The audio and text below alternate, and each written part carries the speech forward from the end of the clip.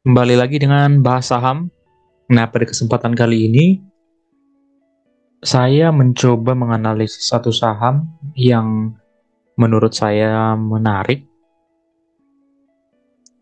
tapi saham ini beberapa bulan terakhir mengalami penurunan yang cukup dalam, teman-teman investor, yaitu Wijaya Karya Bangunan Gedung atau WG. Nah, di sini kita lihat untuk saham ini sendiri harganya terus mengalami penurunan. Bahkan sekarang harganya itu berada di bawah harga IPO-nya. Nah, cukup banyak sentimen negatif teman-teman investor untuk saham ini. Sampai dengan video ini dibuat, harga sahamnya terus turun sampai dengan harga 82, teman-teman. Nah, oleh karena itu, saya ingin melihat apakah memang laporan keuangannya merepresentasikan harga yang sekarang, atau apakah memang harga yang sekarang ini karena memang merupakan uh, anggapan pasar yang terlalu berlebihan dengan harga saham ini. Nah, seperti biasa, saya langsung saja menganalisis laporan keuangannya. Untuk emiten ini sendiri sudah mengeluarkan laporan keuangan sampai dengan kuartal pertama 2023. Seperti biasa, untuk laba bersihnya sampai dengan kuartal pertama 2023 itu berada di angka 10 miliar 153 juta. Nah, memang sampai dengan kuartal pertama, angka ini sudah cukup rendah ya teman-teman, karena dia hanya mampu mencatatkan 10 miliar kuartal pertamanya. Apabila disetahunkan, mungkin dia hanya akan mendapatkan angka 40 miliar, kira-kira seperti itu teman-teman. Nah, untuk ekuitasnya memang bertambah dari 2,5 triliun tahun sebelumnya, sekarang menjadi 2,5 triliun. Penambahan itu memang masih cukup kecil atau 0,4%. Karena memang masih di kuartal pertama. Nah, dari sini untuk EPS-nya di setahunkan itu berada di angka 4. Nah, memang angka ini cukup rendah dan sangat jauh dibandingkan dengan EPS tahun sebelumnya yang bisa mencapai bahkan 47, dan bahkan di tahun lalu saja dia mencapai angka 24, teman-teman. Nah, ini tadi saya katakan memang dari sisi laba, dia mengalami penurunan yang cukup signifikan. Untuk saham beredarnya masih sama, dan nilai utangnya juga mengalami peningkatan dari periode-periode sebelumnya. Di periode sebelumnya sudah turun mencapai 2,8 triliun, sekarang dia mengalami peningkatan kembali menjadi 3,07 triliun. Dan untuk penambahan kasnya juga minus, mencapai 424 miliar bernilai negatif. Dan kas pada akhir tahunnya positif, mencapai angka 491 miliar. Nah, dari sisi utang dibandingkan dengan ekuitas, dia mencapai angka 1,21. Nah, angka ini memang mengalami peningkatan sebanding dengan peningkatan utangnya dari tahun sebelumnya. Kemudian dari sisi ROE-nya juga turun drastis, teman-teman. Dari tahun 2018 di sini kita bisa melihat datanya di angka 21. Bahkan di tahun 2022 dia mencapai angka 9. Nah, untuk tahun ini memang angkanya hanya berada di angka 1,59. Padahal ini sudah disetahunkan, teman-teman. Nah, memang untuk emiten ini dari kuartal pertamanya labanya cukup rendah ya, teman-teman. Tapi nanti kita akan telaah kenapa bisa mengalami laba serendah itu. Tapi perlu kita ketahui, teman-teman, untuk emiten ini konstruksi yang menjadi emiten paling sehat di antara emiten konstruksi lainnya. Hanya saya tertarik untuk membahas emiten ini, teman-teman. Nanti saya akan tunjukkan di laporan keuangannya. Nah, berdasarkan sekilas data keuangan tadi, di sini bisa disimpulkan untuk PBV-nya itu berada di angka 0,3. Dengan harga sekarang di angka 82, dia PBV-nya cukup rendah, teman-teman. Nah, ini salah satu hal yang cukup menarik. Dia sudah jauh turun dari harga rata-rata PBV-nya dari tahun-tahun sebelumnya, yang bahkan di 2018 dia mencapai angka 1,1. dan sekarang dia berada di angka 0,3. Di sini kita bisa melihat untuk nilai PBV-nya sudah sangat-sangat jauh ya teman-teman. Nah kemudian untuk PER-nya di angka 19,33 di harga 82. Nah memang PER-nya cukup tinggi teman-teman. Itu tadi diakibatkan laba bersihnya yang menurun drastis sehingga PER-nya meningkat. Nah kemudian harga yang ekspektasi saya berdasarkan analisis saya untuk book value-nya itu berada di angka 266 book value 1, dan untuk PER-nya memang berada di angka 42 atau 50 teman-teman. Tapi seperti biasa saya selalu merata-ratakan angka PBV wajar dengan PER wajar sehingga dapat angka 154.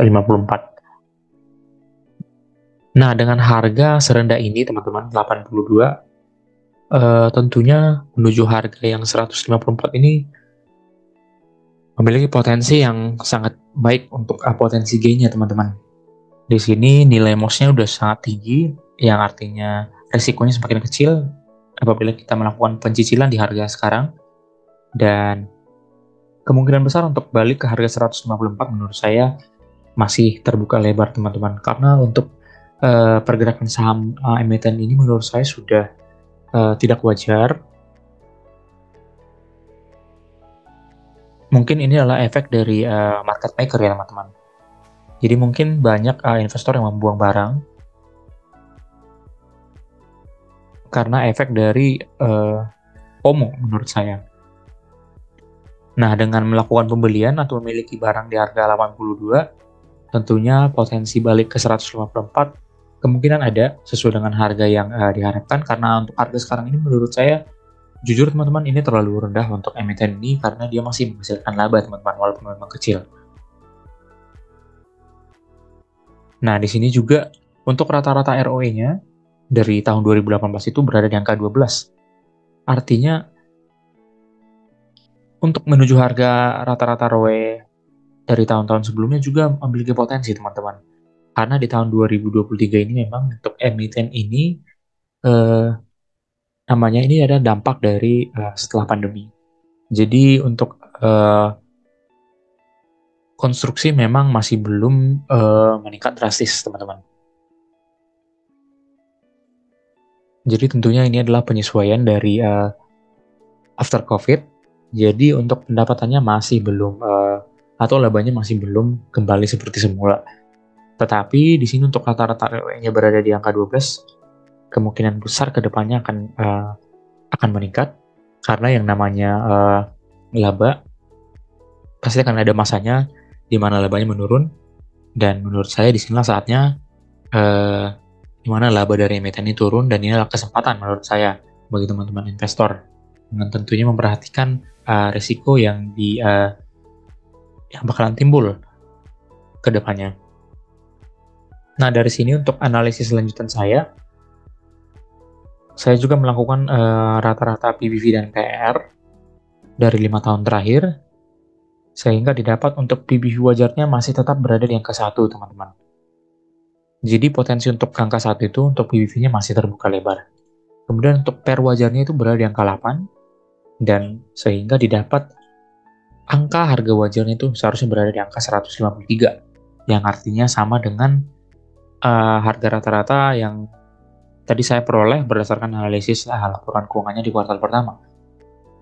Nah, angka ini apabila tadi saya sebutkan membeli di harga 82 menuju ke potensi harga wajar maupun harga yang diharapkan itu cukup besar, teman-teman. Kita bisa mendapatkan imbal hasil mencapai di atas 50%, bahkan mencapai 87 atau 88%, teman-teman. Jadi terlepas dari tadi laba yang memang sangat turun, menurut saya disinilah kesempatan kita sebagai investor untuk melakukan pencicilan, teman-teman. Dengan catatan tidak langsung all in, teman-teman, karena bisa saja emiten ini akan menuju harga 50. Tapi menurut saya itu adalah temporary, teman-teman. Itu akan sementara karena tadi didukung dengan performa keuangan yang menurut saya emiten ini lebih menarik dari beberapa emiten lain yang memiliki proses bisnis dalam bidang yang sama, yaitu konstruksi.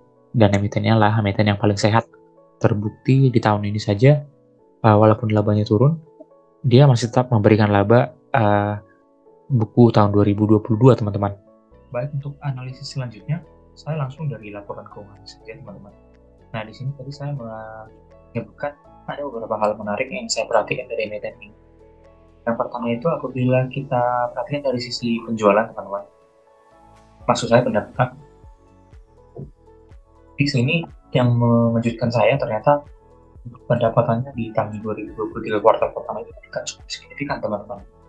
Nah, di tahun 2022 kuartal pertama dia hanya mencapai 470 miliar, tapi di tahun 2023 pendapatan itu cukup meningkat.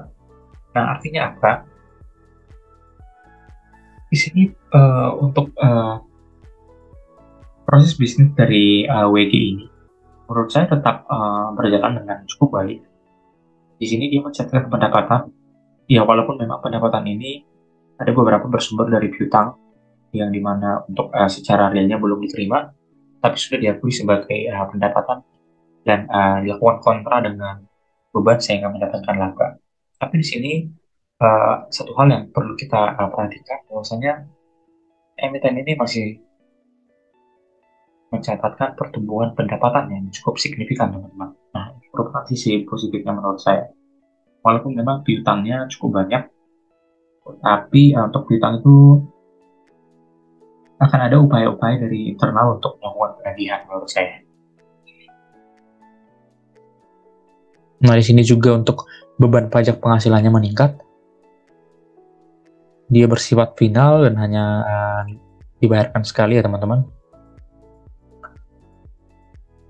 Nah, untuk pendapatan lainnya memang mengalami penurunan, sehingga memang sampai dengan kuartal pertama ini didapatkan laba yang cukup menurun signifikan, teman-teman.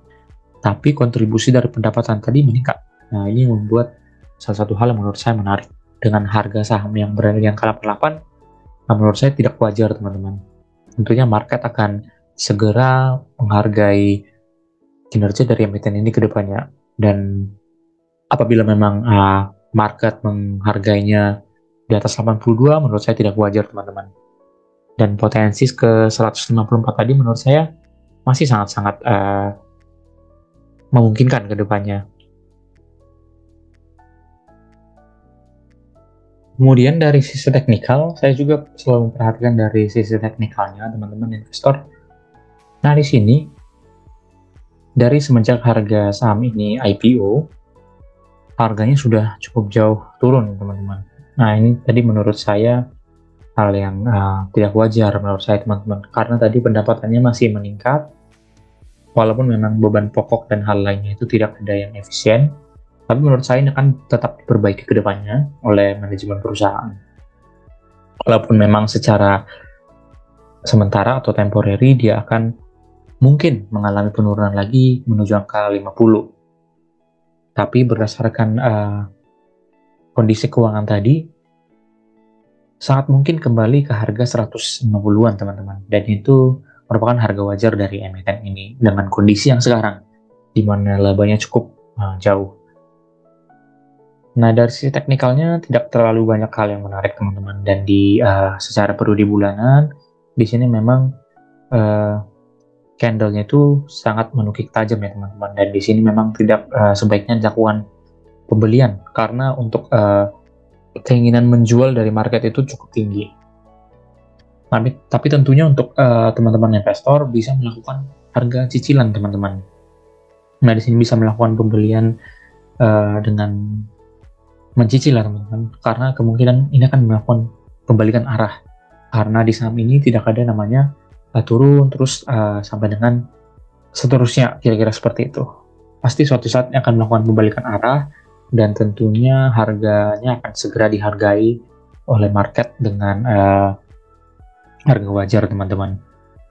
Menurut saya candle ini terbentuk karena adanya rasa FOMO dari market, karena mereka melihat harganya turun terus, sehingga tentunya beberapa investor ataupun yang melakukan trading itu segera melakukan atau menjual saham yang dimilikinya, karena melihat market tidak realistis, teman-teman. Nah, ini menurut pendapat pribadi saya.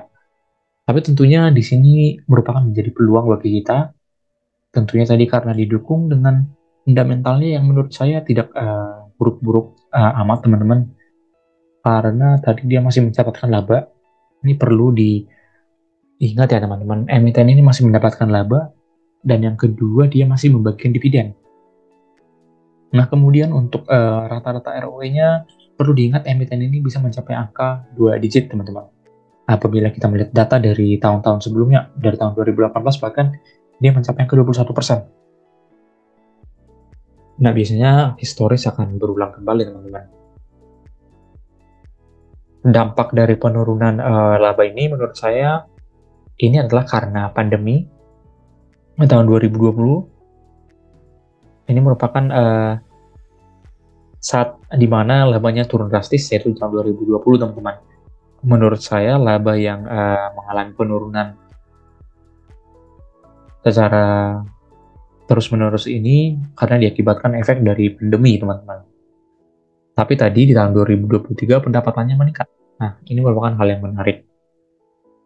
Nah, tentunya analisis ini tadi diharapkan bisa menghasilkan nilai sahamnya yang seharusnya berada di angka wajar di atas 150, teman-teman.